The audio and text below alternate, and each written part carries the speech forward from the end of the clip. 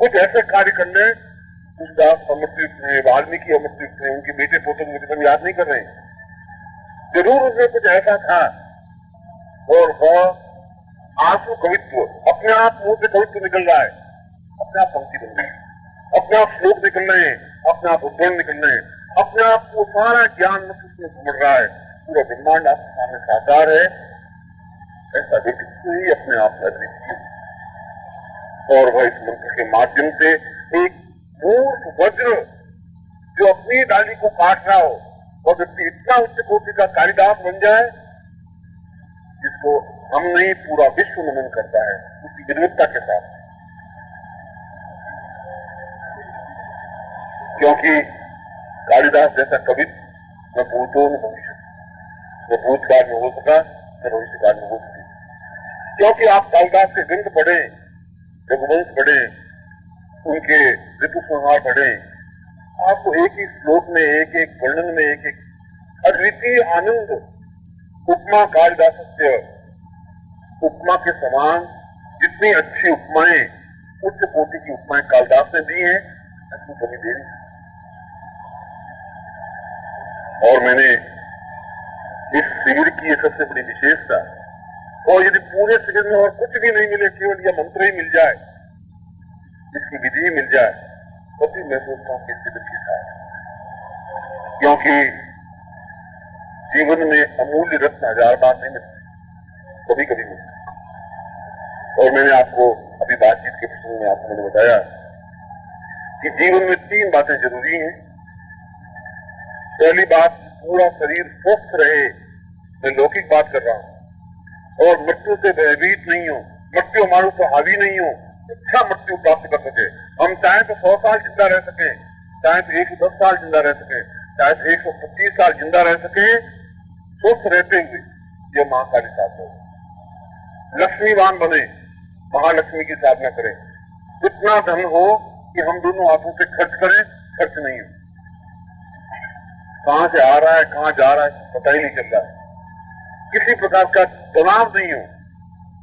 उस पैसों के लिए अपने जीवन में पैसा तनाव उससे कोई गलत बात है। और महासरस्वतीवान बने, अगर तीनों ही शक्तियां आपके सिद्ध हैं तो जीवन, सारा संसार आपके सामने गौरना सा, छोटा सा, एक लघु सा नजर आएगा। यह जीवन है, यह जीवन की पूर्णता है, यह हमारे मातृत्व की धन्यता है। मां महसूस करेगी कि वास्तव में पुत्र को मैंने पैदा करके धन्य हो गई। पीढ़ियां इस बात को याद करेगी कि कोई व्यक्तित्व पैदा तो हुआ हमारी पूरी पीढ़ी में।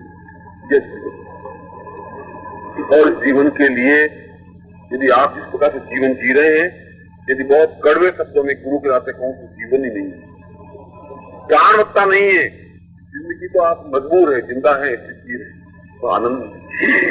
और आप कोशिश कर ले, 1000 बार पढ़ ले पूरे ग्रंथ, पूरा ब्रह्मांड के ग्रंथ आपको स्मरण नहीं हो सकते, और आप परिश्रम करके देख लें, आप 20-25 लाख से ज्यादा कमा नहीं सकते, अटूट धन संपत्ति प्राप्त नहीं हो सकती। वह इस काली मंत्र में समझते। और मैंने सुबह क्रीम या क्रीम क्रीम क्रीम तो समझाया था, और उसके बाद में इसमें 2 बीज दिए हैं, क्रीम क्रीम, और दोनों ही बीज अपने आप में महत्वपूर्ण है।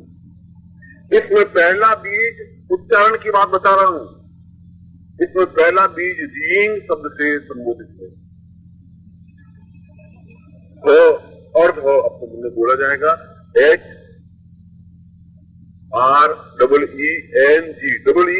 रींग, रिंग नहीं है।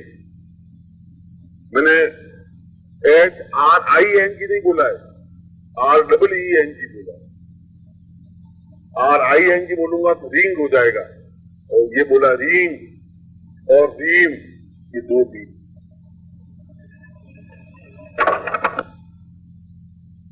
जो रीम शब्द बोल रहे हैं वो सही है, मैं विशिष्ट भेद समझा रहा हूं आपको इस समय। और यह विशिष्ट रीम और रीम मंत्र पूर्ण मंत्र है, और यह पूर्ण मंत्र महालक्ष्मी का मंत्र है। जहां पहला रींग कुबेर मंत्र है, वहां दूसरा रीम महालक्ष्मी मंत्र, कुबेर और लक्ष्मी का संयुक्त रूप, और कुबेर लक्ष्मी के संयुक्त रूप में गणपति मंत्र की सार्थकता है। इस दोनों रीम और रीम शब्द के उच्चारण में तीन शक्तियों का, कुबेर शक्ति, महालक्ष्मी शक्ति और गणपति शक्ति का स्वयं समावेश। इसलिए वशिष्ठ संहिता में इन दोनों के महत्व को स्वीकार करते हुए कहा है कि भूल करके भी, श्लोक में कहा है न पुनर्भवेति न पुनर्भवेति, इस मंत्र को भूल करके भी शिष्य को नहीं दे। ये मैं दोनों हाथ खड़े करके कह रहा हूं, वशिष्ठ कह रहा है। क्यों कह रहा है? इसी मंत्र के लिए कह रहा है, रींग और रीम मंत्र के लिए कह रहा है। इसलिए कि धन से दुर्गुण पैदा हुआ, उनका एक थिंकिंग अलग था, उनकी विचारधारा अलग थी। उस जमाने में, जिस जमाने में वशिष्ठ पैदा हो गए, उस जमाने में धन तपस्या कहलाता था। जिसके पास ज्यादा तपस्या होते ही ज्यादा धनवान। उसमें दो महत्वपूर्ण ऋषि, एक वशिष्ठ एक विश्वामित्र,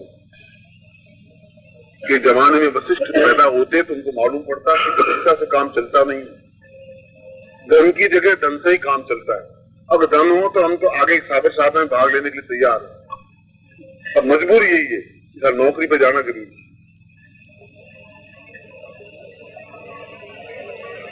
और उस अद्वितीय धन प्राप्त करने के लिए, अद्वितीय शब्द लगा रहा हूं, जीवन में पूर्णता प्राप्त करने के लिए जो विशिष्ट बीज, जो विशिष्ट साधना है, उस रहस्य को आपके सामने पहली बार खोल रहा हूं। और वह बीज है रीम रीम। और यदि पूर्णता के साथ बताऊं तो वह बीज मंत्र है रीम गं रीम।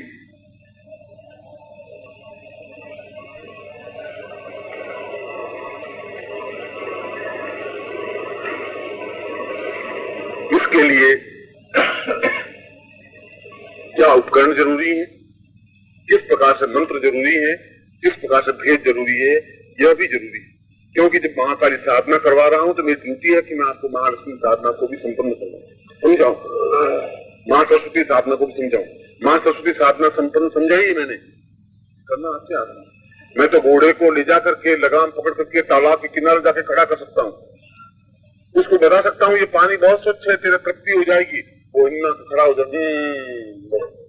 अरे पी ले भाई, ये बहुत जरूरी है, फिर तुझे तालाब में कोई नहीं लाएगा। तो सोच के खड़ा हो गया, तो आपकी इच्छा है, मैं तालाब के किनारे ला सकता हूँ, पानी नहीं पिला सकता, ये मेरे हाथ में नहीं।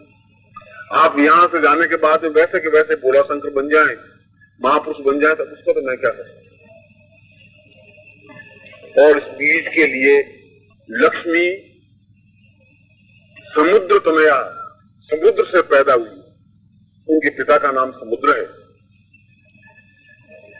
इसलिए शंख को कुबेर कहा गया है।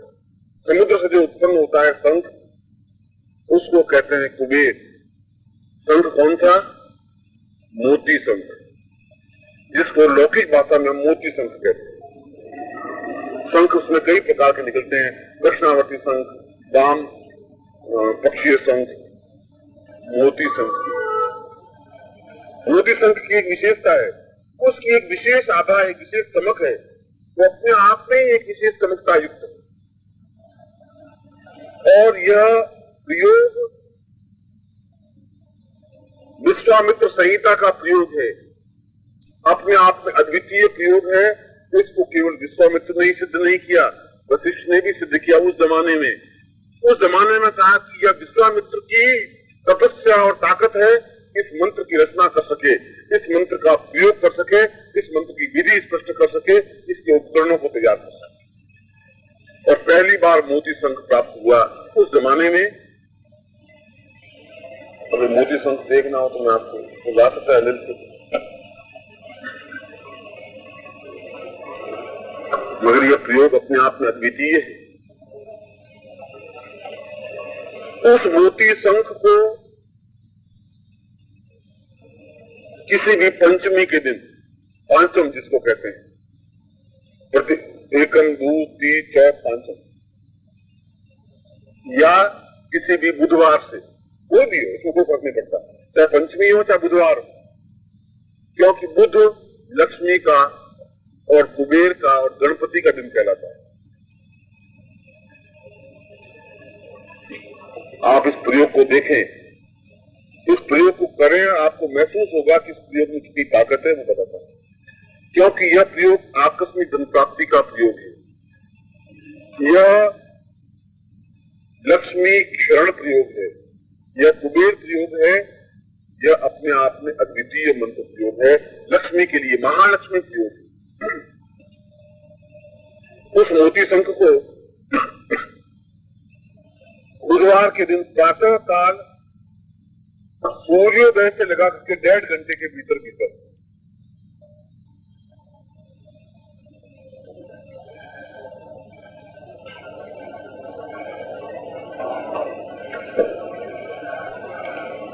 अपनी दाहिनी हथेली पर उस मोती शंख को रख दे, जमीन पर नहीं।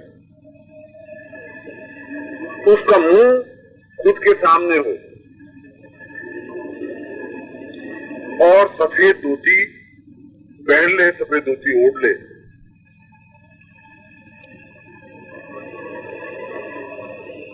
और मूंगे की माला, क्योंकि मूंगा समुद्र से पैदा होता है, या कमल बीज, कमल काकड़ी की माला,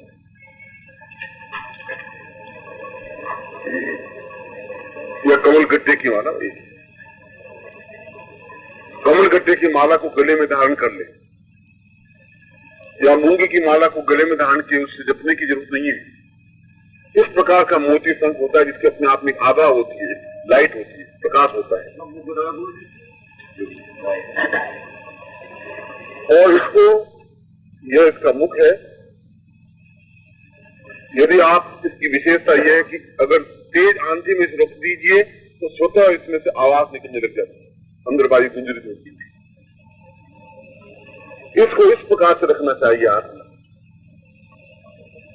यह हथेली हो, यह अंगूठा जुड़ा हुआ हो। पूर्णत्व पंचमी, ये पूर्णत्व का प्रतीक है, ये पूर्णतः मुद्रा है, जीवन में पूर्णत्व प्राप्त हो, तो पूर्णत्व प्राप्त हो, और इसको इस प्रकार से रख दो।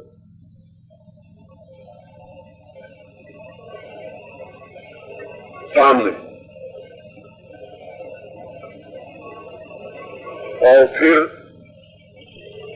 विश्वामित्र कुबेर मंत्र से उसको मंत्र सिद्ध करे। ओम परम तत्वाय नारायणाय गुरुभ्यो नमः। ओम ह्रीं मम प्राण देह रोम प्रतिरोम चैतन्य जाग्रय ह्रीं ओम नमः। ओम भूर्भुवः स्वः तत्सवितुर्वरेण्यं भर्गो देवस्य धीमहि धियो यो नः प्रचोदयात्।